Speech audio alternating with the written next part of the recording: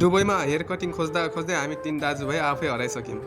All right guys, welcome to my mini vlog. I hope तपाईँहरू सबैजना सन्चै आरामै हुनुहुन्छ होला। म पनि एकदम सन्चै छु।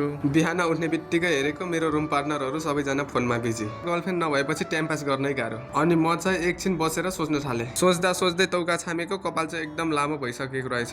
कस्तो पागल रहेछ, आफ्नो कपाल आफैलाई थाहा नहुने यति लामो औडा पनि भन्ने सोच्नु भएको छ होला। कुरा चाहिँ यस्तो छ, मेरो चाहिँ ड्युटी छुट्टी नमिल्ने, छुट्टी लिएर बस्दा पनि मोबाइल हेर्न र सुत्नमा बिजी। आज चाहिँ कपाल नकाटी भएन भनेर म चाहिँ दुईवटा दाइहरूलाई भनेर लाग्यो हेयर कटिङतिर।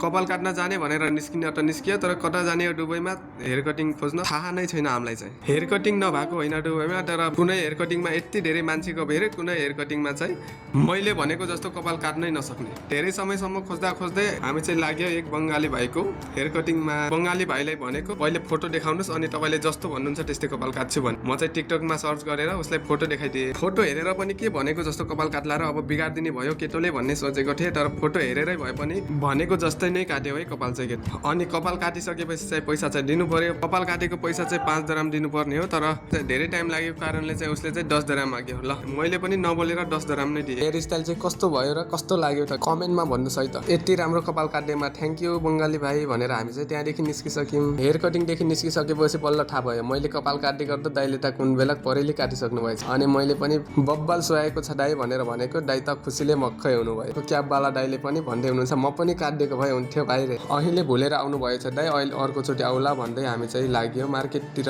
मार्केट छिर्ने बित्तिकै कपडा हेरेको, जुन हेऱ्यो त्यही मनपर्छ त। दाइहरूले चाहिँ महँगो कपडा हेर्दै हुनुहुन्थ्यो, म चाहिँ सिम्पल र सस्तो किनिसकेँ। हामी चाहिँ 3 दाजुभाइ सबै काम सकाएर पनि मार्केटदेखि निस्किसक्यौँ। हामी 3 दाजुभाइ चाहिँ लुखुर लाग्यो रुमतिर। हामी चाहिँ रुम फर्किसक्यौँ। सिम्पल र सस्तो के किने एउटा केटोले भन्ने सोच्नु भएको छ होला। मैले किनेको सिम्पल र सस्तो कपडा यही नै हो। कस्तो देखेको छ भन्नुहोस् है त। अनि मेरो यस्तै भ्लग हेर्नको लागि फलो गर्नुहोस् है त। यही हो मेरो दुबईवाला लाइफ, सिम्पल, रेल और थोर एक्सपायर।